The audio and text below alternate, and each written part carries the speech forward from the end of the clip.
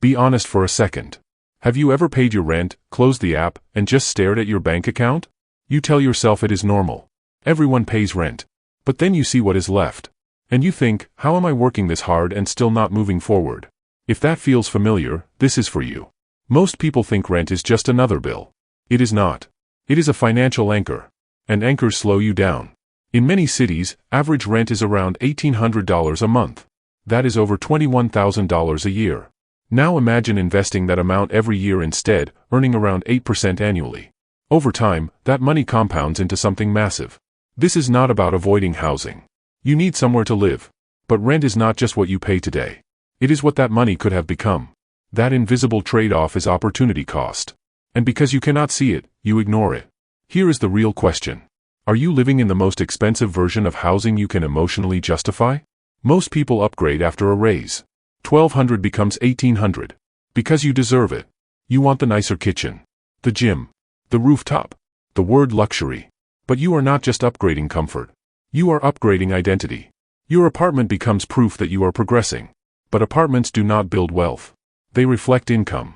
And income without investing does not create freedom. You can technically afford something and still limit your future. High fixed expenses kill flexibility. If your rent is $2,000 a month, that payment is due no matter what. If you hate your job, if your business struggles, if the economy slows down, that pressure keeps you safe. And safe for too long becomes stuck. Two people. Same city. One earns $85,000 and rents a beautiful place for $2,400 a month. He saves a few hundred monthly. The other earns $60,000, lives with roommates, and invests over $1,000 each month. 5 years later, one looks successful. The other is financially powerful. Same income range. Different housing decision. Your environment also changes your behavior. Live in a nicer place and you naturally spend more. Better furniture. More hosting. More takeout. More decorating. Your surroundings quietly raise your spending baseline. An $800 monthly difference in rent becomes nearly $10,000 a year. Invest that consistently for decades, and the gap becomes life-changing. One upgrade. One decision. Massive long-term impact. This does not mean live like you are broke forever. It means timing matters. Living slightly below your means early gives you options later. Your 20s and 30s are powerful because of compounding. Money invested early works harder than money invested later. Expensive housing early is far more costly than it appears. Now think about freedom. If your monthly expenses are $3,000, that is $36,000 a year. To live off investments, many people aim for about 25 times their annual expenses. That means you would need close to $900,000 invested. Lower your expenses, and that number drops. Your apartment choice can shift your freedom target by hundreds of thousands of dollars. That is not small. That is structural. Now add psychology. Nobody brags about cheap rent. Luxury looks impressive. Investing looks invisible. Social media rewards lifestyle. It does not reward discipline. So people upgrade their apartment before they upgrade their assets. Here is the balanced truth. Renting is not bad. Overpaying for identity is. If you rent modestly and invest aggressively, that is strategy.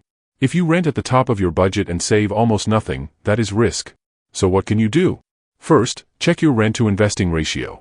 If you spend $2,000 on rent and invest $200, that is a signal. Second, consider a temporary downgrade. Smaller place. Roommates. Different area. 2 or 3 years. Not forever. Third, automate the difference. If moving saves you $700 a month, invest that $700 immediately. Do not let lifestyle absorb it. Fourth, define your freedom number. Add up your yearly expenses.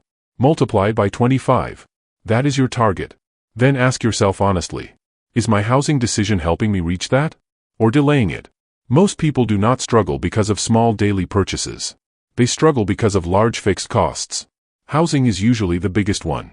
Instead of upgrading your apartment, upgrade your assets.